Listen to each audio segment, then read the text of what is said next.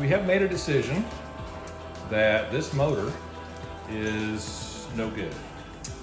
Took it to a guy here locally, and he says the windings are burnt and would need to be rewound, costing me about $475. To which I said, thanks, but no thanks. So I've decided not to use my brother-in-law's saw, even though I do like some of its features. I've decided to stay with my grandfather's saw. At least at this point, the motor does run properly, or it has for a few minutes. Now I may find that it fails too, don't know. But today, we're going to clean that motor up a little bit. I've got a few supplies here. And first of all, I picked up some of this electromotive, electric parts cleaner. CRC makes this. So we're gonna use this to clean up this motor a little bit. And I've got some WD-40. And I have some industrial strength toothbrushes that we will also use. All right, so having said that, let's get you folks set up here somewhere where you can see what's going on and get started. Let's get our safety gear on here and get going. We're gonna put on some gloves because we're gonna be messing with some chemicals. And I'll get my safety glasses on here and we'll get started.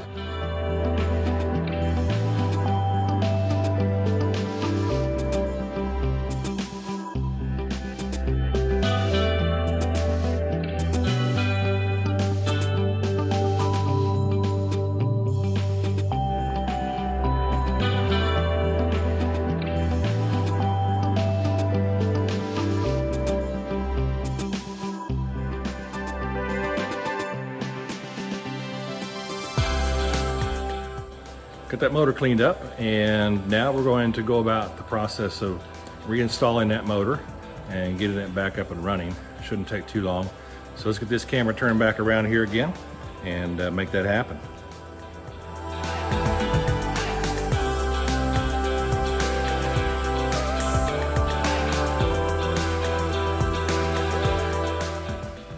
So first off, we're going to have to put this handle on. This handle, if you remember from my past videos, duals as a release for the rotation. So, very simple to reinstall. Get it right side up here and install these two bolts that came out of it.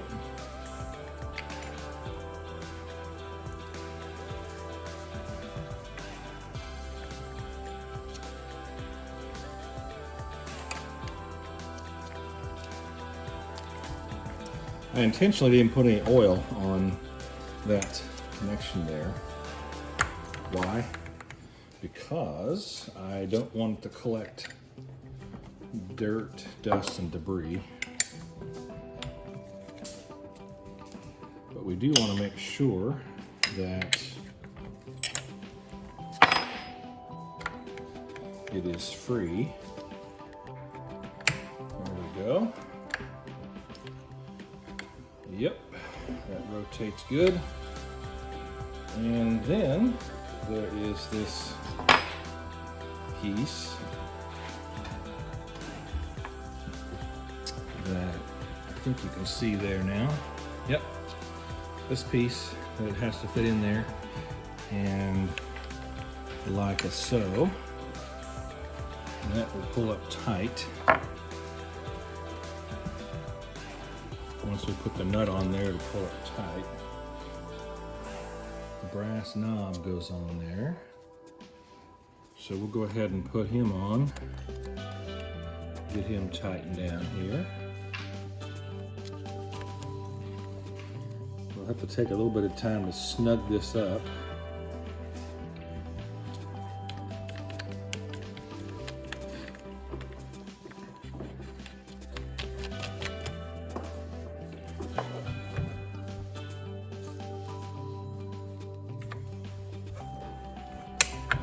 Go.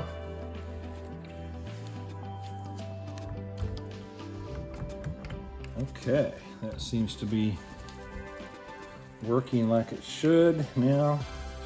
There we go. Finally screwed into those 2 notches. That's free. It's good. Let's retighten that again.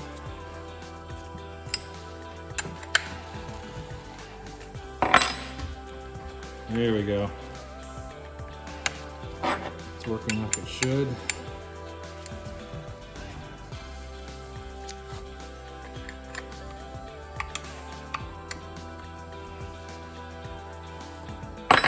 All right.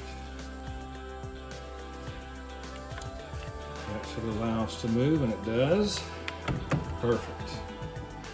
Locks in the detent. The markers are still where they should be. Tighten that up. All right. Of course, the blade goes on here. What I learned when I took this apart, I don't know if you're going to be able to see this or not. Let's bring you up here. Maybe, maybe not. But these 2 bolts here, they have offset shoulders, if you will. So they're meant to turn and to take these bushings either tighter or looser and get this to the right tightness. So we're going to make some adjustments there next. So hold on, let me get a wrench. I'll be right back. Okay, so first we need to get this at least close to where it needs to be. It's a 1/2 inch nut and a 9/16 bolt.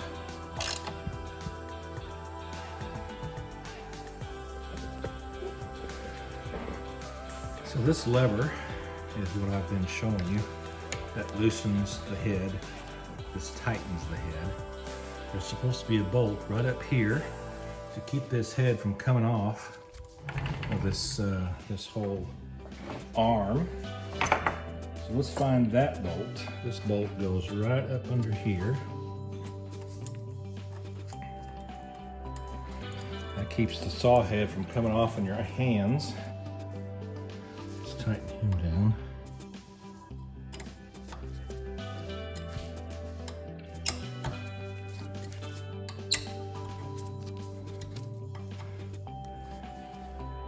As this comes to the end, and hits that. Yep, that's as far as we can go. What are you doing, Rocky? What you doing, big boy? Are you hunting mice? Yeah, I'm gonna have to get you a cat. You need a cat. You need a mouser, don't you? Yeah, you need a mouser. A cat can get in places you couldn't get. We can get you those mice. Let's put on this cover.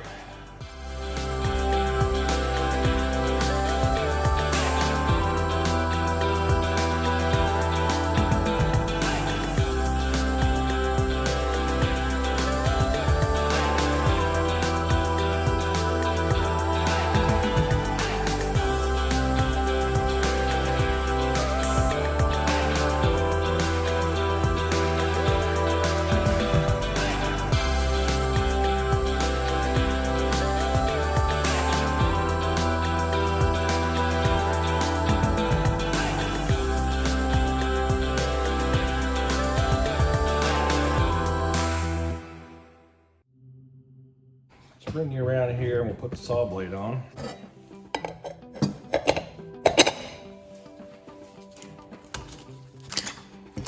Oh, by the way, I am not plugged in yet. If I remember right, this is a left-hand thread. Yep. That is a left-hand thread, fellas. All right, let's go. Lefty tighty, righty loosey. On this one, huh? What do you say?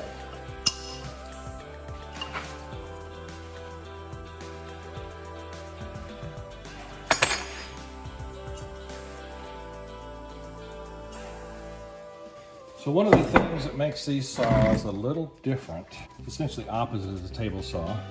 So when you pull this across, it has a tendency to climb.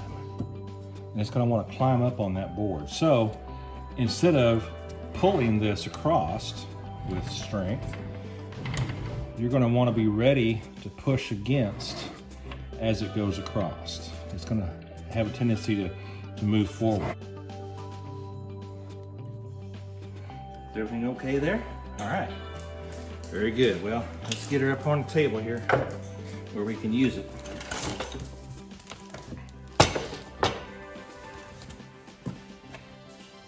With all the fuss I've made over this safety guard, here it is.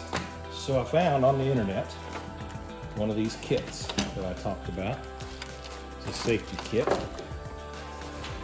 Let's bring you around here and show you what I have.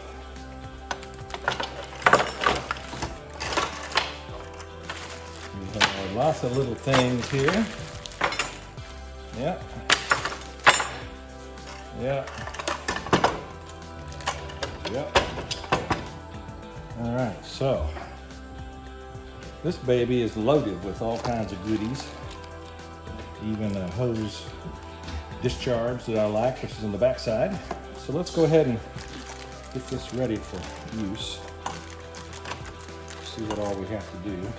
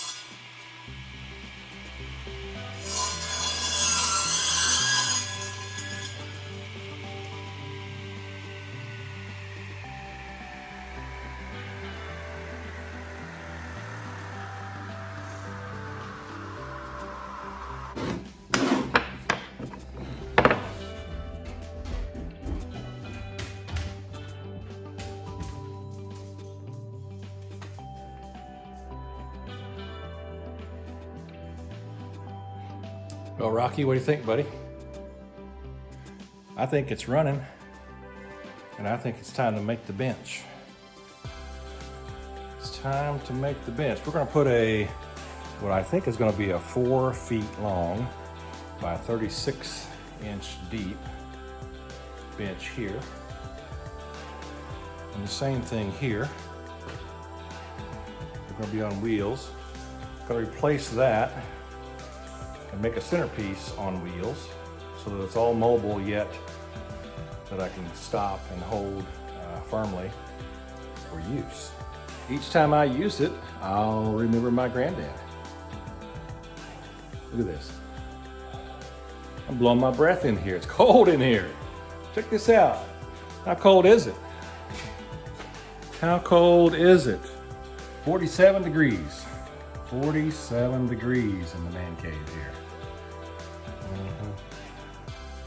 Little nippy. Well, folks, I hope you enjoyed this video. Don't forget to like, subscribe, comment, or dissent. You've been watching the Junkyard Tailgate channel. Good day.